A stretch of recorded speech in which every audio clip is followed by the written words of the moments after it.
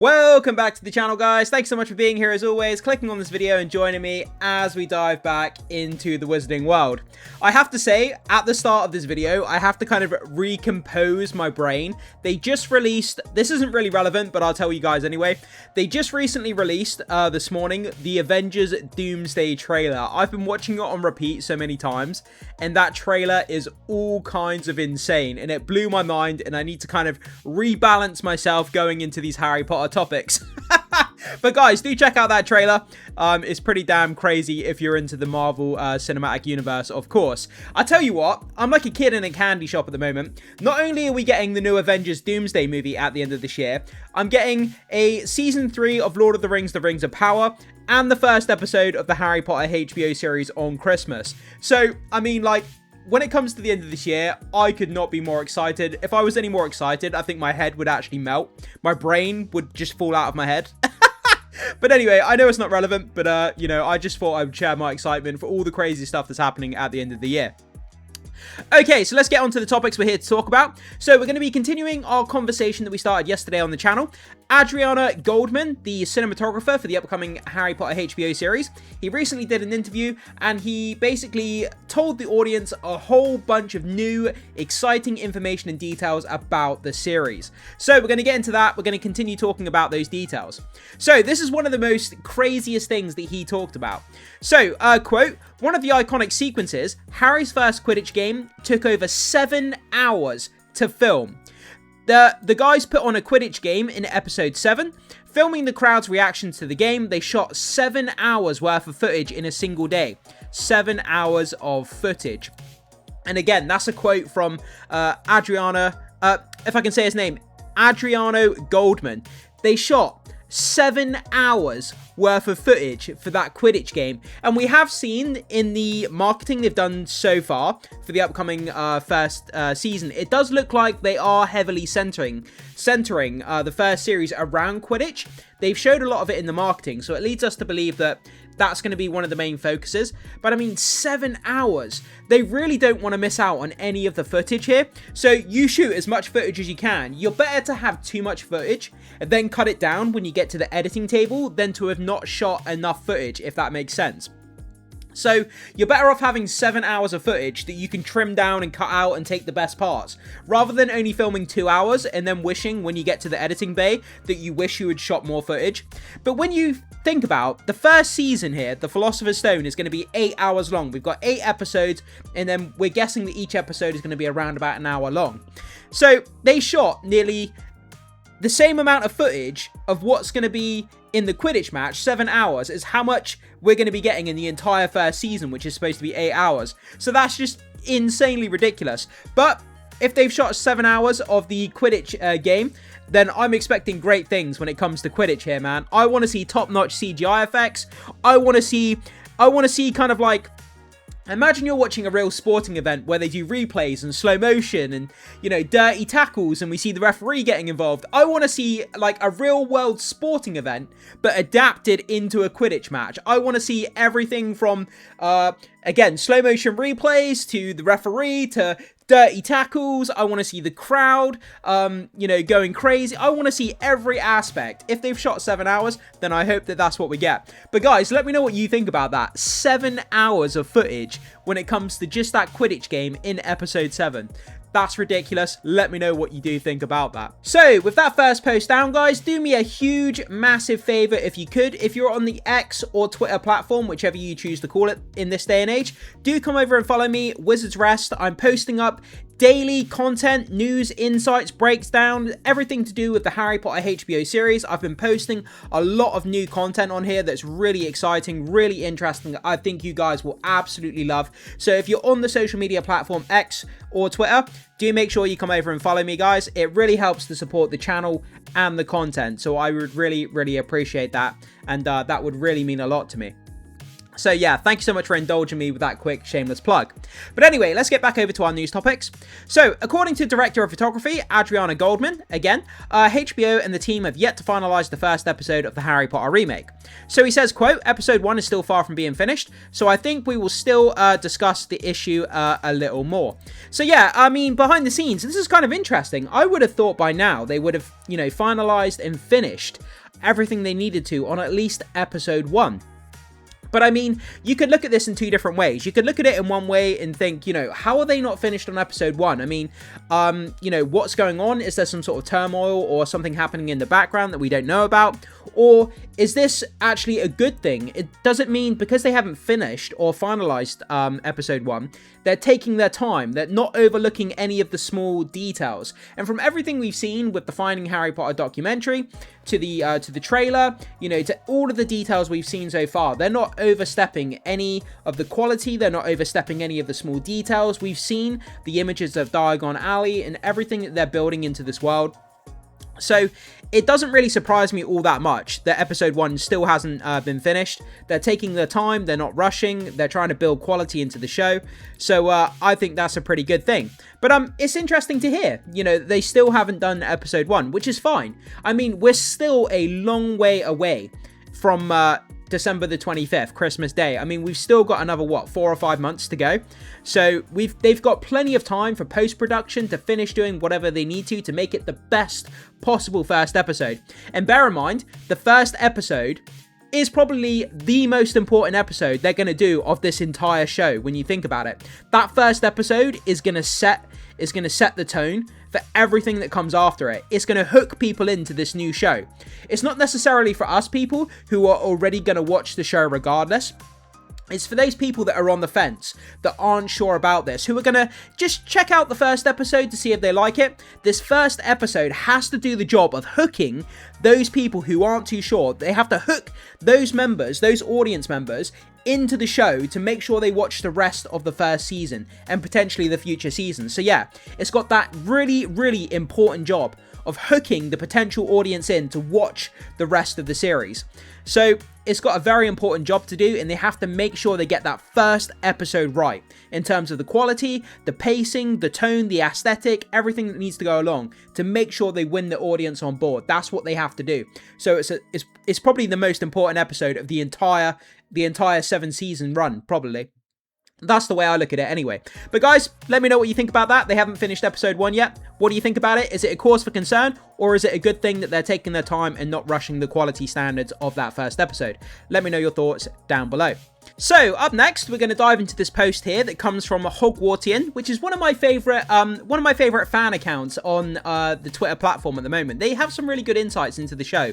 So we're going to read their kind of thoughts here on what's been put out by the cinematographer, and we'll go along, kind of address the points and see if we agree or disagree with some of these points. So in an interview with Andre Pili, Adriana Goldman, director of photography, said that we would see Hogwarts at the end of the first episode, and we did kind of address that on yesterday's video. So we're likely to see Hogwarts at the end of the first episode, but maybe it's not as many imagine, and I'll explain why. So during the conversation at one point, he says that in the first episode there is practically no Hogwarts, only at the very end. However, he had already said a few minutes earlier that the first episode is before Harry goes to Hogwarts. Of course, this does not exclude the possibility of the view of the outside of Hogwarts, but I remain firm in the idea that this will be the case. So yeah, he says at the end, basically the first episode is entirely before Harry gets to Hogwarts, but at the end, Hogwarts will be shown. But he didn't specify whether we're going to be seeing the outside of Hogwarts or just the inside. But like I've already maintained, I've said weeks leading up to all this news been putting out, I said the best way to end off the first episode to really hook people in to the show. At the end of the first episode, you reveal the outside of Hogwarts. I've always maintained that Hogwarts is a character in the wizarding world. It sounds weird to call it a character. It's not a person. Obviously, it's not, a human. But Hogwarts itself is a character. It's just as important as any of the other characters in the show. It has its own aesthetic. It has a feeling. It makes people feel comfortable who are watching it. And the best thing to do at the end of the first episode, just before the credits roll, the camera pans around and you see the outside of Hogwarts in all its glory. You kind of you know, your brain explodes, you go crazy for seeing Hogwarts revealed for the first time. Oh my god, I so have to tune into the next episode now. I've just seen what Hogwarts looks like. I cannot wait to spend more time in this beautiful Hogwarts place. So I think that's how you do it. But whether they're going to do that, we'll have to wait and see. So, we need to first remember that the scenes we already have confirmed in the first episode. So, in the first episode, we have confirmed Vernon Day, Dumbledore's night visit to leave Harry on Privet Drive, and the Wizarding celebrations. Harry's childhood at home, and at Muggle School, which we did see in the trailer. We saw him getting bullied, and obviously we saw him at home with the Dursleys as well. That scene where he's getting his hair cut. And Petunia... she leans down to him and says, "Oh, you're nothing special," and it's a pretty heart-wrenching child abuse type scene. I thought it was pretty stronger than I expected it to be. The escape of the letters, Hagrid in the hovel, the trip to Diagon Alley, including a brief walk in the Muggle world, boarding on the platform, traveling on the Hogwarts Express, disembarking and walking to the boats, at which time in the books the students see Hogwarts for the first time. And I think that's where the end of the first episode could potentially end off, if I had to guess. Where they're in the boats and then Hogwarts gets revealed for the first time. I don't know that for a fact, but I'm just guessing. So, calculating about 5 minutes for each of those scenes, minus the Diagon Alley, and 15 for the visit to it, we would have a 55-minute episode. And if you guys want, just pause the video and read the rest of it. I don't really think it's all that important, the rest of it, so we'll kind of finish on this post there. But yeah, so we've got all these different places to go to. We've got all those different things we need to pack in potentially to the first episode.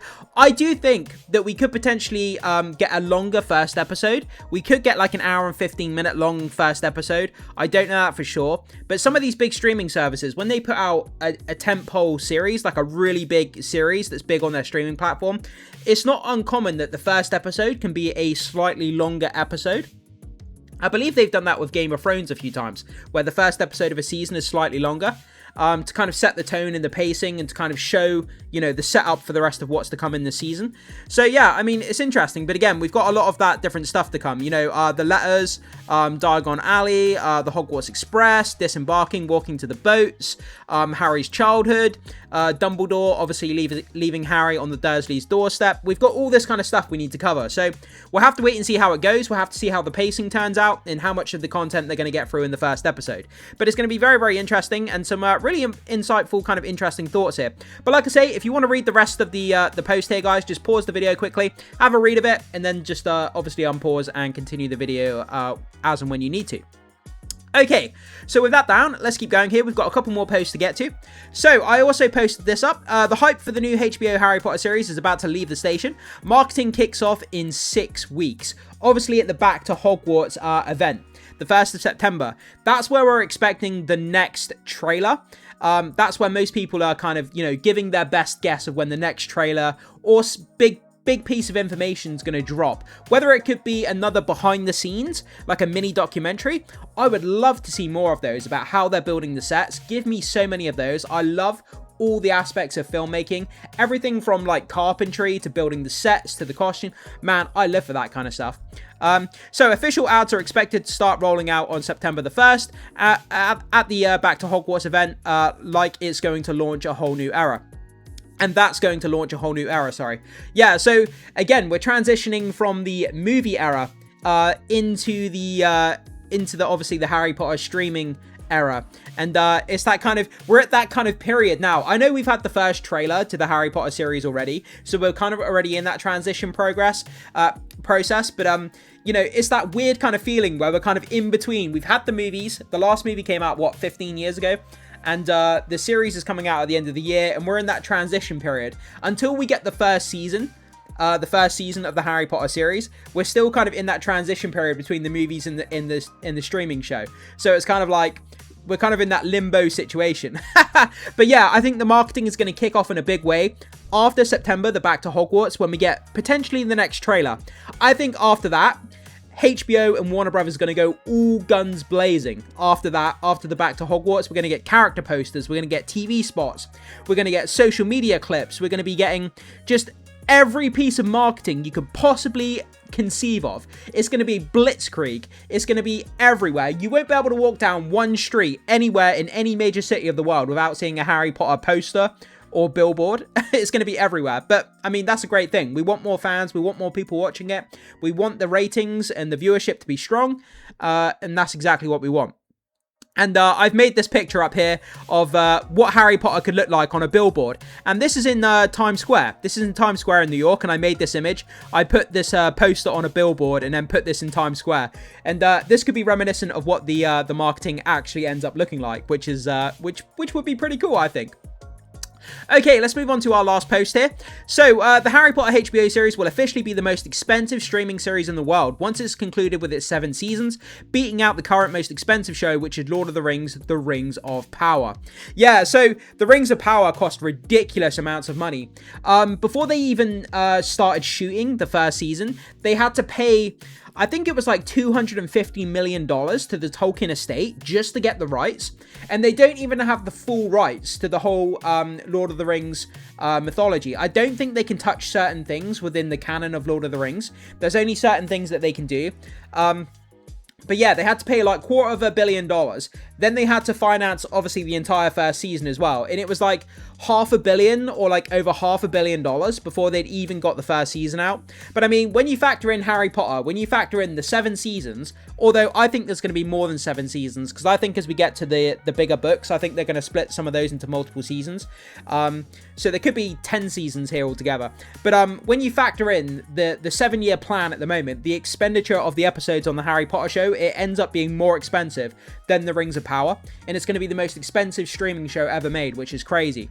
And the amount of, financial resources, the time, the effort, the manpower they're pouring into this, the quality and everything, just gets me all the more excited of how much money they're pouring into it. But again, we have to be realistic. Just because you're throwing money at something, it doesn't automatically mean that it's going to be good. It requires, obviously, the effort, the time, the concentration, the quality standards. So just throwing money at something doesn't automatically mean it's going to be good. But it does go a long way to helping it be good, that's for sure. The more money you've got to spend, the better quality the sets, the props, the costumes. But again, it doesn't solve every issue, but it does go a long way to making things better. So, that is one thing for sure. But there we go, guys. So that's kind of our news stories for today. We do have a lot more other stories to dive into as well, but I don't want to make the videos too long, and it gives us more videos and content if I stretch it out over multiple days and things like that. But yeah, like I say, we do have a lot more other content, stories, details, information for us to break down on tomorrow's video. So make sure you do come back for tomorrow's video as well. But there we go, guys. So that's kind of everything we need to cover today. Let me know what news stands out to you. Are you excited for the show? And again, they filmed 7 hours of that Quidditch match for episode 7, which is ridiculous. So jump down below, leave your thoughts, your comments, your theories, your opinions, all that kind of good stuff, guys. Make sure you hit the like button, do become a subscriber, and hit that notification bell so you can stay up to date with all the Harry Potter news going on the channel. And like I say, look down below, you'll see all my social media links down there as well. Do follow me across my social media to help support the content. That really massively helps. And thanks so much, and I will see you all in the very next video.